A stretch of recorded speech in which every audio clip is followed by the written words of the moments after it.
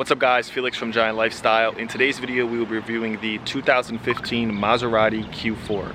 So let's go into the car. I'll give you guys my initial impressions. I've only been driving this car with my business partner for about 2 weeks.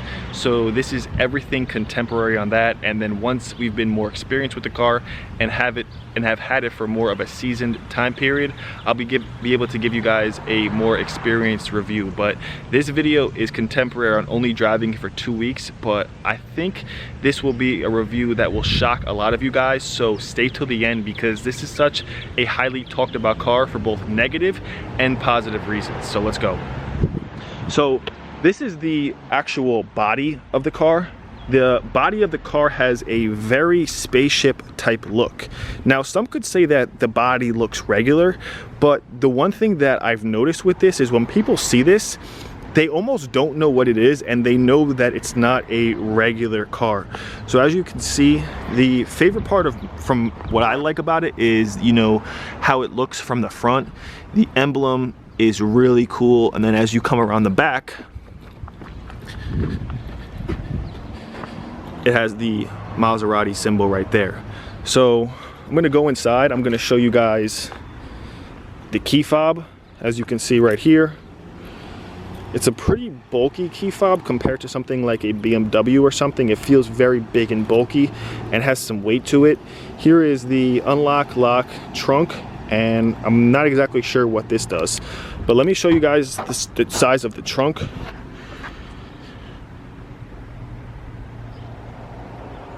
It is a pretty nice sized trunk, you know.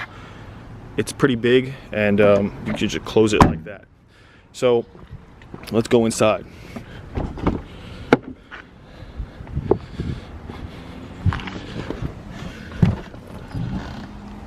Put your foot on the brake and start her up. Now I've noticed with this car, it always seems like the car is growling. As you can see, I'll hit the gas right here. So it's now raining, but I said before that on the exterior that this car looks like a spaceship, and when you're sitting on the interior, it feels like you're in the cockpit of a plane. It feels like a race car. It's a weird, different, but very cool feeling. Now I'm going to turn the camera around and show you guys the interior, what it looks like, the flaws, the pros, the cons, and everything about this car. Now the MSRP of this car off the lot at a Maserati dealership is around 80 to 90,000. And a used Maserati goes for around 30 to 40,000, which I believe should be more around the MSRP price, and then the used price should be around, you know, the same amount.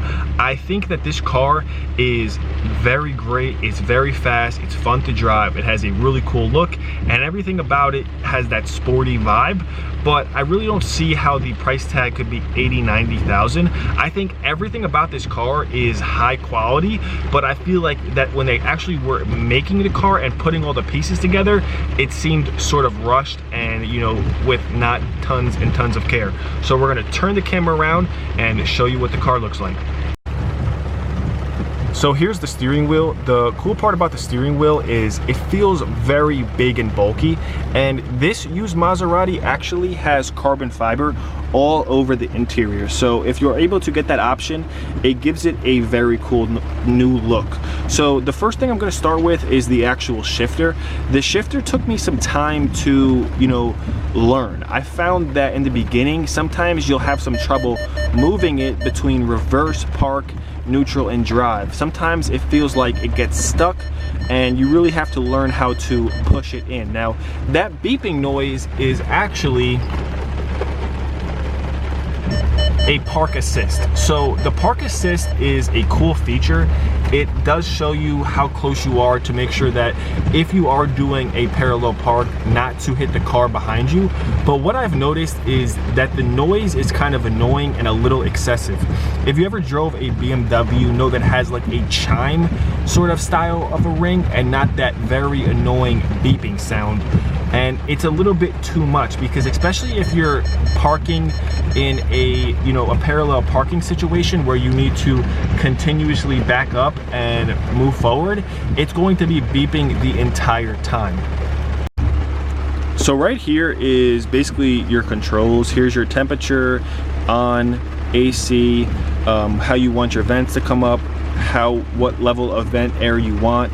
The only thing that I think I don't like is where the CD is. As you can see, the CD comes very close to the gear shifter, which can kind of be a headache, but in the end, who really uses a CD nowadays? That is why you have the main control system. Now, I thought this control system from pictures was much smaller. I was actually shocked. It seems to be about 6 by 5 inches, which is a really nice size. It has radio player, controls, climate, navigation, phone, and more.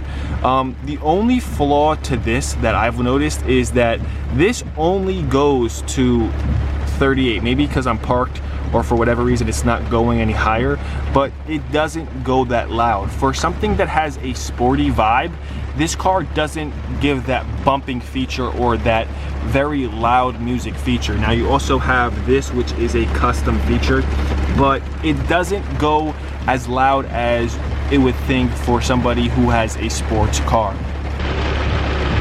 So I myself am 6'5.5", and this is a good sports-like sedan car. There's plenty of legroom for myself to fully drive, and there is even a back seat. Now the back seat is something that can be hit or miss in cars like this. Sometimes with BMWs, there's literally no back seat at all. But with this car, I've noticed that the back seat is quite spacious, and it even has a little cup holder right there, and it has some vents, and it even has, there is no, you know, cigarette lighter for a charger. The only cigarette lighters is actually in this thing right here. So you have this little thing right here, and you also have this right here where there is a cigarette lighter, and I believe there is a spot for a USB, or the USB might actually be in here. So the USB is in here with also an aux cord, and then there is a cigarette lighter in here, which, you know, there's a good amount of space in here, so that's fine. The one thing that I don't exactly like is the, you know, the cup holder. So I'm somebody who drinks a lot of water, and you know, the average size water bottle can't actually fit in this. So there's not a ton of room, and there are no cup holders over here. So as you can see, this is black interior with red stitching. There's a sunroof, there's some lights over here, and you know, this is like some sort of suede material up here. So we're gonna close the sunroof, and when you close that sunroof, it really enables the cockpit like feeling. Now I will flash a clip of me driving it, but I'm not sure if you'll be able to hear it with the rain. But even when you're sitting, I always say that this car is growling. As you can hear, it sounds very loud, even like at a still like pace. Another cool feature that I like is when you actually put it into reverse, the cameras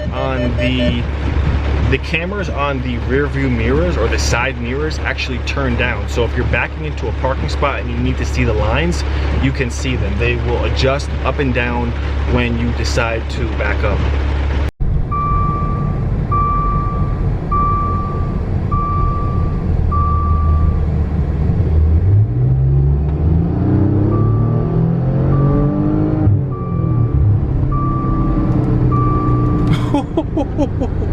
This thing is a monster. I love driving it. This thing just picks up with incredible force. Even driving it around like a side street, or like I said, parked up idling, this thing is growling. I always say this thing is growling. But you know, another awesome feature about it is that literally nobody has it. So when you're driving around, you're typically the only person on the road that has a Maserati. It's a very unique car. Would I recommend buying one? If you can get an incredible deal with some low mileage. We've only had it for about, you know, 2 weeks, so we really haven't had to dip into, you know, the maintenance costs, but I do know that the maintenance on this thing can run $250, $300 for an oil change, and you know, brakes and rotors. To get those fixed, it could be upwards of $1,000, because there's really no used parts on a Maserati. You can't go to big name auto parts or big name used part dealers, because they simply don't make those. You have to get these strictly from the manufacturer, which can run you a hefty price. But overall, awesome car. Definitely a fun car to drive, but you know, not exactly worth the $89,000 price tag that is listed on the MSRP. If you guys enjoyed the video, make sure to put a like on it. Let me know what you guys think of this car, if you've ever drove this car, and I will see you guys later. Peace.